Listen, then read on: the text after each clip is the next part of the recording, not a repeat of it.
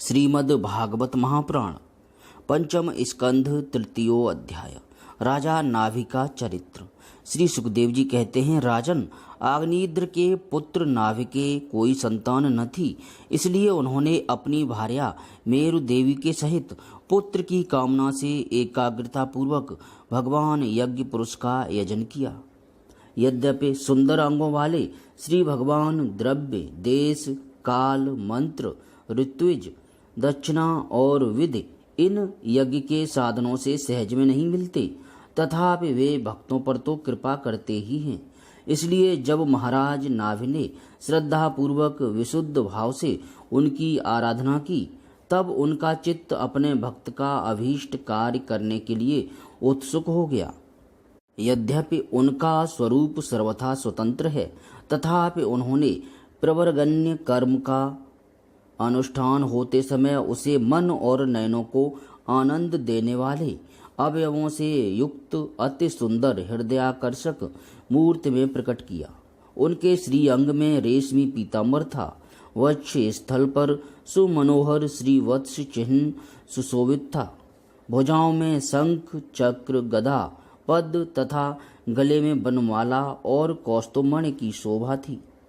संपूर्ण शरीर अंग प्रत्यंग की कांति को बढ़ाने वाले किरण जाल मंडित मणिमय मुकुट, कुंडल, कंकड़, करधनी, हार, बाजूबंद और नूपुर आदि आभूषणों से विभूषित था। ऐसे परम तेजस्वी चतुर्भुज मूर्ति पुरुष विशेष को प्रकट हुआ देख ऋत्विज, सदस्य और यजमान आदि सभी लोग ऐसे आह्लादित हुए जैसे निर्धन पुरुष अपार धनराशि पाकर फूला नहीं समाता। फिर सभी ने सिर झुकाकर अत्यंत आदरपूर्वक प्रभु की अर्घ्य द्वारा पूजा की और ऋत्विजों ने उनकी स्तुति की। ऋत्विजों ने कहा, पूज्यतम, हम आपके अनुगत भक्त हैं। आप हमारे पुनः पुनः पूजनीय हैं, किंतु हम आपकी पूजा करना क्या जाने। हम तो बार बार आपको नमस्कार करते हैं, इतना ही हमें महापुरुषों ने सिखाया है। आप प्रकृति और पुरुष से भी परे हैं।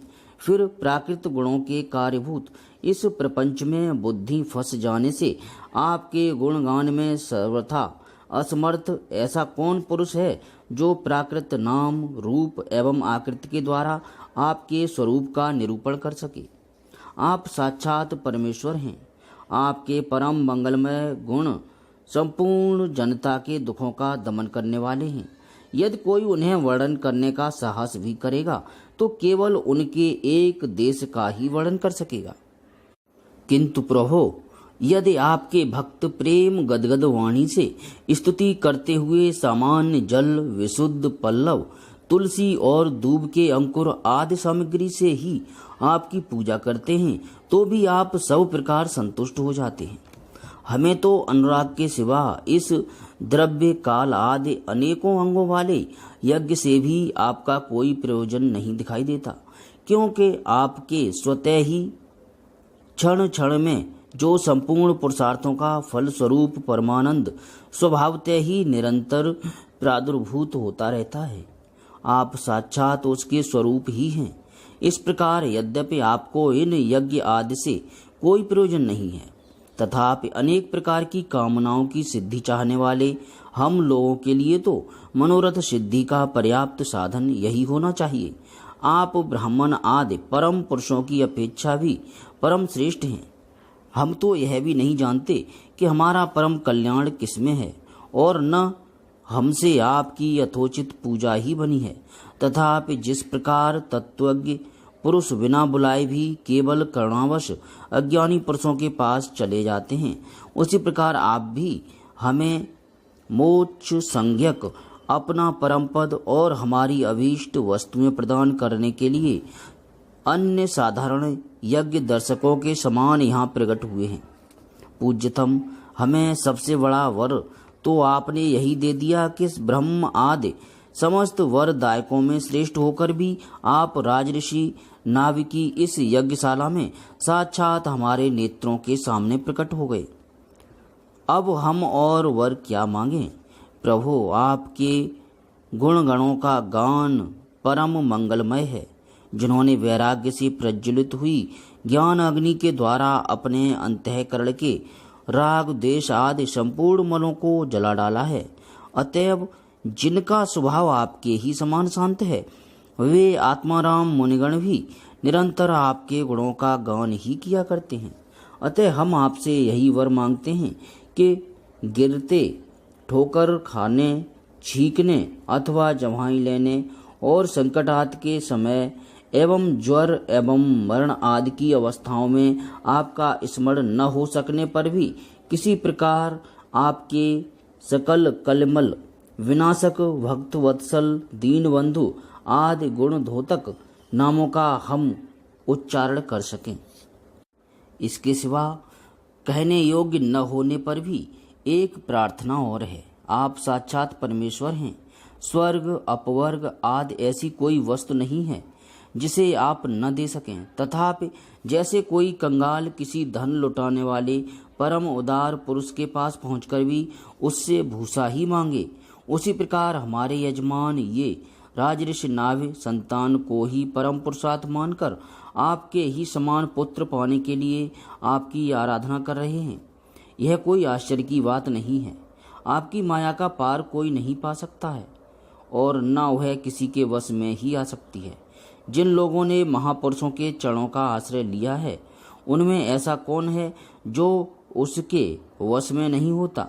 उसकी बुद्धि पर उसका पर्दा नहीं पड़ जाता और विषय रूप विष का वेग उसके स्वभाव को दूषित नहीं कर देता। देवदेव, आप भक्तों के बड़े बड़े काम कर देते हैं।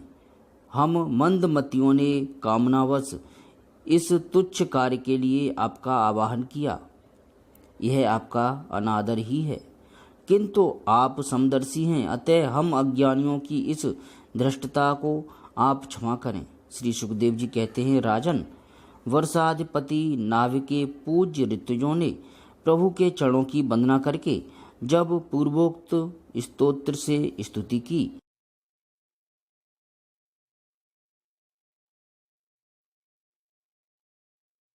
ऋषियों, बड़े असमंजस की बात है। आप सब सत्यवादी महात्मा हैं। आपने मुझसे यह बड़ा दुर्लभ वर मांगा है कि राजऋषि नाभिके मेरे समान पुत्र हो। मुनियो, मेरे समान तो मैं ही हूँ, क्योंकि मैं अद्वितीय हूँ। तो भी ब्राह्मणों का वचन मिथ्या नहीं होना चाहिए। द्विजकुल मेरा ही तो सुख है।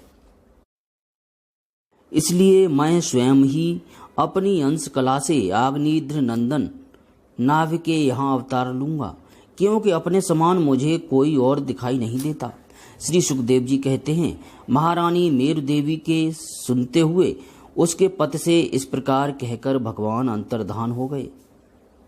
विष्णुदत्त परीक्षित उस यज्ञ में महर्षियों द्वारा इस प्रकार प्रसन्न किए जाने पर श्री भगवान महाराज नाभिका प्रिय करने के लिए उनके रण्यवास में महारानी मेरु देवी के गर्भ से दिगंबर सन्यासी और उद्धरेता मुनियों का धर्म प्रकट करने के लिए शुद्ध सत्वमय विग्रह से प्रकट हुए। श्रीमद् भागवत महापुराण पंचम स्कंद तृतीय अध्याय समाप्त। जय श्री कृष्ण।